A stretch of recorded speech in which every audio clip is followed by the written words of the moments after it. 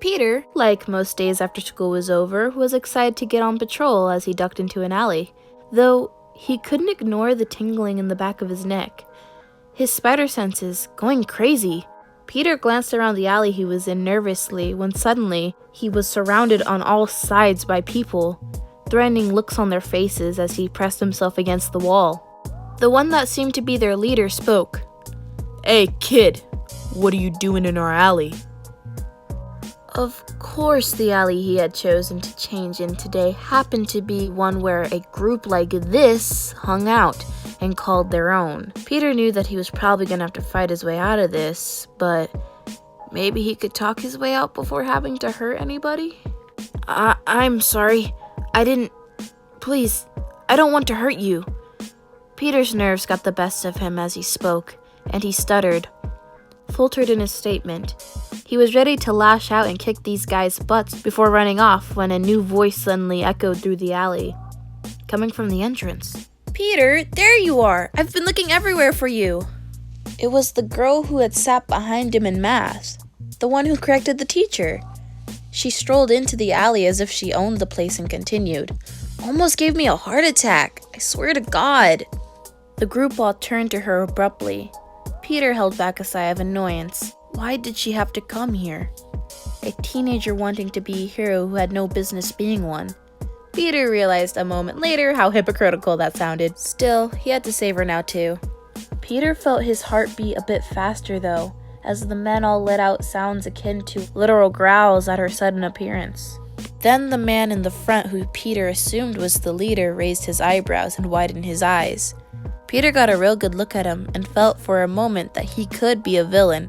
What's with the imposing scar carved into his face? But then Peter saw a strange softness in the man's eyes, something that reminded him of his Uncle Ben, and he banished those previous thoughts from his mind as the man spoke. "Shay, kid, is that you?" I think it is, another man nodded from behind the leader. Peter decided to call leader guy Leader. A great name. Yeah, it's me, the girl, Shay said, giving a weak smile and offering a small wave. There was a beat before to Peter's utter surprise. A smile made its way onto Leader's face. "Well, kid, what are you doing here?"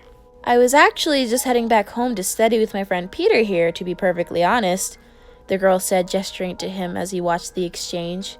Peter could see something in her eyes. Whether it was pain or sadness or something, he couldn't tell. Maybe she didn't like lying, but then why was she doing it? I have absolutely no idea how he ended up here, in your alley, but he's all good, I promise. Peter had never even talked to her. How would she know that? Oh, Leader's cheeks tinged with red a bit.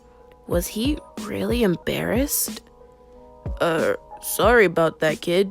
No hard feelings? Peter shook his head frantically. He didn't like this situation. He wanted out of it. He felt a chill run down his spine as Leader gave him a wide grin, showing sharp teeth inside the man's mouth. Good. Well, this has been fun, but we should probably get going. Got a test on Monday. The girl turned to Peter, and he nearly stared at the way her eyes stared into him. Come on, Peter.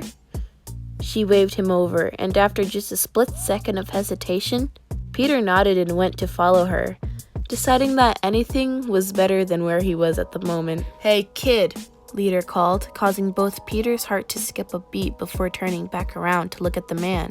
Leader was staring into Peter's eyes only, though his gaze completely off the girl beside him. You should stick with Shay, you hear me? Peter said nothing, and a moment later, Leader continued.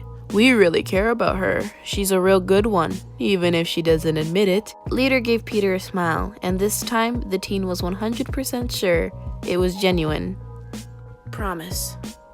Peter, nodding slowly to show his understanding of the words, and noticed out of the corner of his eye the girl's cheeks darkening.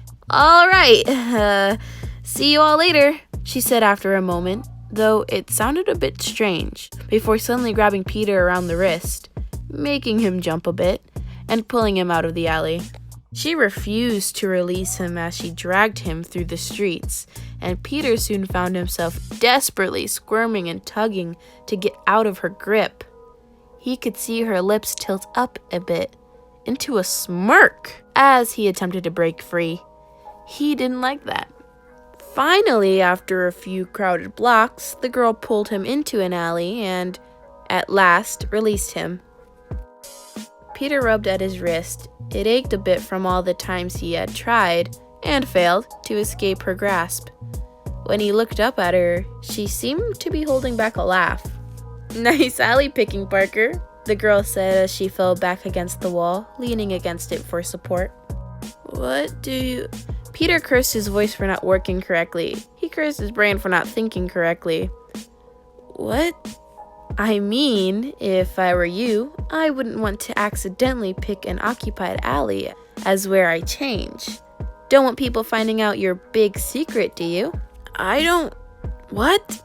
Peter blinked, his mind running a mile a minute as he tried to comprehend exactly what the hell she could be talking about. Peter tried to find something, anything to say, but not a sound came out. He must look so stupid right now. After a few long seconds, the girl seemed to realize that he wasn't going to say anything else, so she instead elected to reach down into his bag. Peter felt his heart pound and moved to stop her, but it was too late. She had already reached inside, past his books, looking as if she was on a mission. She clearly was as she pulled out his Spider-Man suit. The girl tossed it to him lazily, and it was probably only because of his spider senses that he caught it, considering the fact he wasn't even looking at it. Then he watched as her lips wobbled a bit at the edges, before it expanded into a wide smirk, one that made his whole world fall to pieces. And that, my lovelies, is the end of chapter 4. This was a very good one. I am very curious to see what he's about to do. Because, like, if I was a superhero and then some boy was just like, "I know your secret," I'd be like, well, dang. What do I do now? Also, sorry this one took a little longer. I had a swarm of homework. Like, they were just like, "Here, take this, take this, take this." And now I'm getting projects. So I'm like, So I think I might pre-record a video or something. Well, I guess technically this is pre-recorded. But, I think I'm just gonna start the 5th chapter, working on it today. I usually just wait until the next day. But, like, I think I'm gonna start today. So hopefully that gets out episodes faster. And I don't have an uploading schedule yet. I just trying to keep it like each week I post a video. I'm not sure which days yet because I don't think I could keep that up. So yeah. I'll try my best though. If I don't post, blame school. And remember, stay tuned for chapter 5.